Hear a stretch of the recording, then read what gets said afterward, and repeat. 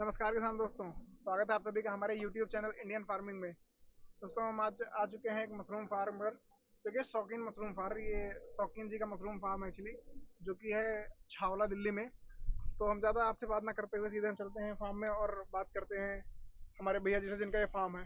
तो नमस्कार भैया जी, नमस्कार। एक छोटा सा परिचय हमारे दर्शकों को दे दीजिए। नमस्कार, ये हमारा मशरूम फार्म है। ये ऑल सीजन मशरूम है, जैसे इसमें हम गर्मियों में भी कर सकते हैं और सर्दियों में भी।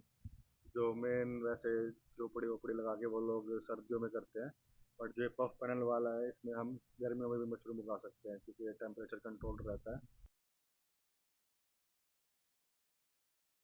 है वो हम गेहूं का भी ले सकते हैं, पराली भी ले सकते हैं, ज्वार का भी ले सकते हैं, जो भी हमारे आसपास मिल रहा है उस टाइम वो ले सकते हैं। तो जैसे ये हाँ। ज्वार का या प्रणाली और भूसे, इनमें कोई डिफरेंस होता है या? हाँ, डिफरेंस होता है कि जैसे जो गेहूं का भूसा रहता है उसका स्ट्रो थोड़ा हार्ड रहता है और जो चावल की पराली रहती है वो सॉफ्ट रहती है, तो उसमें पानी देते वक्त गेहूं के में 2-3 दिन ज़्यादा लगाना पड़ता है पानी, और पराली में 1-2 दिन में ही हो जाता है। तो ये प्रोडक्शन में भी है हमें क्या हाँ, डिफरेंस? प्रोडक्शन में भी डिफरेंस आता है। गेहूं पे थोड़ा ज़्यादा प्रोडक्शन आता है, पराली पे थोड़ा कम आता है। ओके, मतलब जो आपको मतलब प्रेफरेबल ज़्यादा है वही है गेहूं का भूसा। गेहूं वाला, हाँ। ठीक है भैया, इसको मतलब हम किस तरीके से इसका जो होता है प्रणाली भूसा, इसको तैयार कैसे करते हैं मशरूम लगाने के लिए? उसको पहले प्लेटफॉर्म पे यहाँ पे पूरा फैला लिया जाता है, फिर उसके बाद उसमें हम चिकन मैन्योर मिलाते हैं, यूरिया, जिप्सम और 3-4 चीज़ें मिला के उनको छोड़ देते हैं।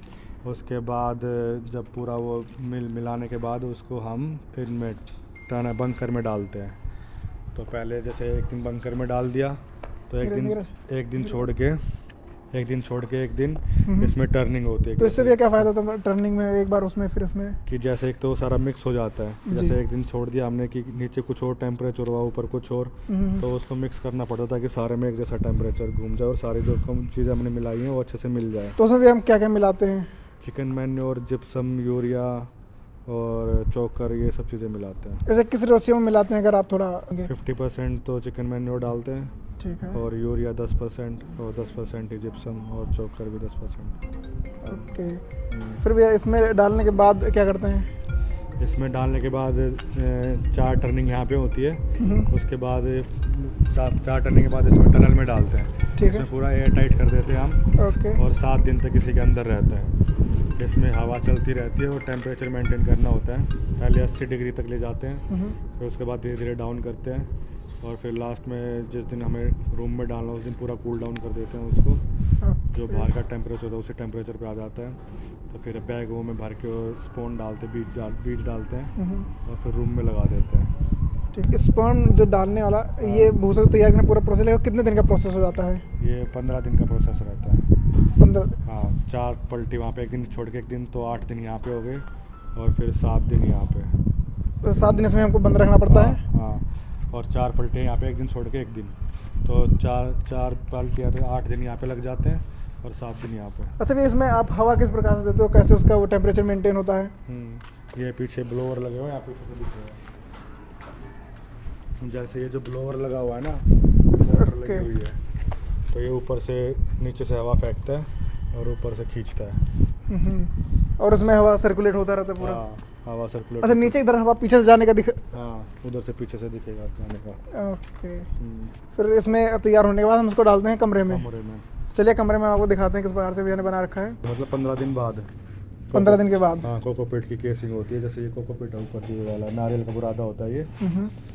तो फिर इसके बाद इसमें, अच्छा, इसमें भी स्पॉन जो मिलाते हैं हम, हाँ, वो किस स्पॉन किस हिसाब से डालते हैं इसमें? स्पोन भी 10-15% ही लेते हैं। 10-15%? मतलब वेट पे या? हाँ, जैसे कंपोस्ट के हिसाब से, जितना कंपोस्ट हमारा, जैसे हमने 1000 बैग का बनाया है, ठीक है, तो हम 100 किलो ही स्पून लेते हैं, तो 10% ही हो गया उसका। हाँ। ठीक है, ठीक है। तो इसमें ये मतलब स्पॉन को हम क्या अंदर डिप करते हैं या जैसे डालते हैं फर्स्ट? जब इसमें बैग में भरते हैं उसी टाइम उस पर कंपोस्ट पे डालते रहते हैं थोड़ा थोड़ा स्पून, और बैग में भरते रहते हैं, स्पून डालते रहते हैं थोड़ा थोड़ा।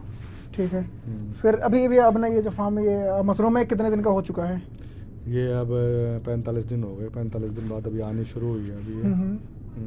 तब इसको जो बड़ी हो जाती है उनको तोड़ लेते हैं। इसमें से भी आपके ये बैग काफी तैयार हो चुका है, मतलब इसमें काफी बड़े छोटे सारे साइज है, तो इसमें कोई है तोड़ने लायक साइज या अभी? जैसे जो कितना बड़ा हो जाता है उसको तोड़ लेंगे। जैसे ये साइज है, इसको हम अभी तोड़ सकते हैं, बाकी छोटे वाले हैं कल तक बड़े हो जाएंगे। अच्छा ठीक है, जैसे बैग लगाने के बाद जैसे बैग हमने लगा दिया, उसमें स्पॉन डाल दिया, आपने केसिंग कर दी, वैसे केसिंग में क्या क्या डालते हैं? केसिंग किस चीज़ की होती है, क्या होती है? कोकोपीट होता है, नारियल का बुरादा रहता है। ओके। नारियल के बुरादे में हम चूना और जिप्सम मिला के उसको फॉर्मेलिन से ट्रीट करते हैं कि जो भी कीटाणु हो उसके मर जाए। एक दिन तक उसको ढक के रखते हैं, फिर नेक्स्ट डे इस पे डाल देते हैं बैगों पे। तो ये कोकोपीट तैयार होने में कितना टाइम लग जाता है आपका? एक दिन में हो जाता है। एक ही दिन में तैयार हो जाता है? हाँ। ठीक है। तो इसको जब हम इसमें डालते हैं, बैग में रख देते हैं, उसके बाद क्या प्रोसेस होता है इसमें? किस तरीके से इसमें खाद वगैरह जो भी देना होता है? जैसे कोकोपीट डालने के बाद इसमें हम फ्रेश एयर छोड़ते हैं रूम में। पहले फ्रेश एयर बंद रहता है, पूरा सील टाइट ही रहता है ये। ठीक है। जब कोकोपीट डाल दिया तो उसके कुछ दिन बाद जब रफलिंग वगैरह करने के बाद तो इसको ठंडा करते हैं टेम्परेचर को, और ताकि पिनिंग बने, और फ्रेश एयर छोड़ते हैं। 1000 तक CO2 ले जाते हैं। तो फिर कुछ दिनों बाद पिन बन के फिर ये मशरूम आने लगती है। पिन क्या चीज़ भैया? पिन छोटी छोटी, जैसे ये छोटी छोटी ये दिख रही है, ये मशरूम है, ये पिन बोलते हैं इसको। छोटी छोटी पिन नहीं, पिनिंग होगी ये। ओके। कुछ टाइम में बड़ी हो जाएंगी यही फिर बाहर निकलेंगे। हाँ। अच्छा, वैसे ये पूरा एक साथ ही निकला हुआ है, तो इसमें क्या, जैसे ये ऊपर वाला है, इससे नीचे वाले मशरूम को नुकसान हो रहा होगा या नहीं? हाँ, थोड़ा मतलब होता तो, जैसे गुच्छों में आती है तो ये होता है कि जैसे गुच्छा आ गया तो इसको तोड़ने में नीचे वाली भी डिस्टर्ब हो जाएंगी। जो अलग अलग होती हैं वो ज़्यादा बढ़िया होती हैं। ओके। बट गुच्छों में भी आ जाते तो कोई दिक्कत नहीं होती इतनी, धीरे धीरे करके इसको हम निकाल लेते हैं। अच्छा, तो भैया जैसे ये अभी आपका 45 दिन का हो चुका है, तो ये आपने ये अभी तोड़ने लायक हो चुका है, इसमें आपने कोई एक भी बार अभी तोड़ाव करा या नहीं करा? अभी एक बार तोड़ाव कर लिया है। अभी जो बाहर है वो आज तोड़ाव किया है इसमें से ही। अच्छा, वो पहली बार हो रहा है? इससे पहले भी कर चुके हैं आप? अभी इससे पहले भी कर चुके हैं, लेकिन इस रूम में से पहली बार हुआ है। अच्छा, और भी लगा हुआ है? हाँ, और भी लगा हुआ है। ठीक है। तो वैसे इसमें अब 45 दिन हो चुके हैं आप, अब इसमें और इसमें क्या क्या करना होता है? और उसकी नमी बेसिकली इसमें कितना पानी डालते हैं, इसकी नमी किस हिसाब से इसमें मेंटेन करते हो आप? बस ये कि जैसे ये कोकोपीट के गीला रहना चाहिए। अच्छा। जैसे इसमें जैसे देखोगे तो आप पानी दिखेगा, ठीक है, दिख रहा है जैसे थोड़ा पानी, ऐसे इसको दबाने पे पानी दिख रहा है यहाँ पे। ऐसे पानी दिखना चाहिए इसके अंदर। इसमें उतना पानी डेली डालना होता है? डेली डालना होता है। जितनी मशरूम निकलेगी जैसे तो उस हिसाब से भी पानी, जैसे 100 किलो मशरूम निकली तो 100 लीटर पानी इसमें डालना रहता है। अच्छा, उससे तभी प्रोडक्शन बढ़ेगा? हाँ। अच्छा, एक बैग है आपका ये 10 किलो का, इस बैग में कितना मतलब आपका मशरूम आ सकता है पूरे इसके लाइफ साइकिल में? इसमें 2 किलो एवरेज रहता है, एक बैग से 2 किलो मशरूम निकलता है पूरे इसके। उसमें 3 साइकिल आती है, इसमें से एक बार आ गई, फिर कुछ दिन बाद दूसरी साइकिल आएगी, फिर 3 बार इसमें हार्वेस्टिंग लेते हैं हम लोग। तो 3 बार में एक बैग से 2 किलो एवरेज मशरूम निकलती है, 1.5 से 2 किलो।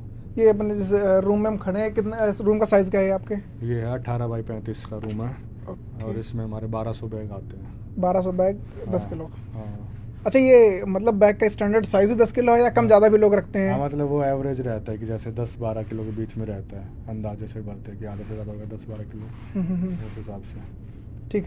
अच्छा, इसमें जैसे मशरूम हमारा निकल रहा है अभी, ये मतलब इसमें जितने मशरूम निकल रहे हैं वो सब एक प्राइस में मार्केट में जाते हैं या इसमें भी कुछ वेरिएशंस होते हैं कि प्राइस इनमें वेरी करता है किसी चीज़ पे? हाँ, मार्केट में तो वैसे डेली प्राइस अप डाउन होता है, बाकी क्वालिटी के हिसाब से भी वो रेट करते हैं कि जैसे कि भाई बड़ी मशरूम ज़्यादा नहीं, स्टैंडर्ड साइज़ होता है बटन मशरूम जैसे, मतलब ज़्यादा बड़ी का भी ओवर साइज़ बोलते हैं, ज़्यादा छोटी का भी वो छोटा बोलते हैं।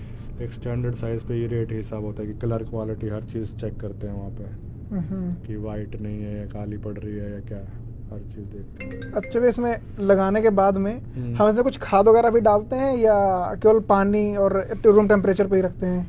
लगाने के बाद में थोड़ा थोड़ा ये केसिंग मिट्टी ही डालनी पड़ती है, ऐड करनी पड़ती है, जैसे क्योंकि जब हम तोड़ते हैं तो वहाँ पे गड्ढा हो जाता है जी। जैसे यहाँ से तोड़ते हुए गड्ढा हो गया यहाँ पे, तो यहाँ पे हम केसिंग मिट्टी डाल देंगे थोड़ी और।